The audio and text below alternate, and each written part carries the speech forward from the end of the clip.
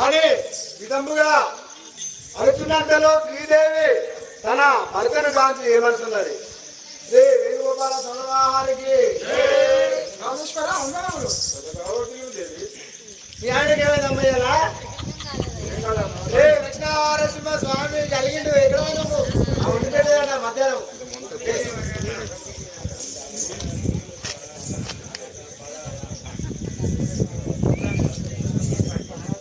పొందాలా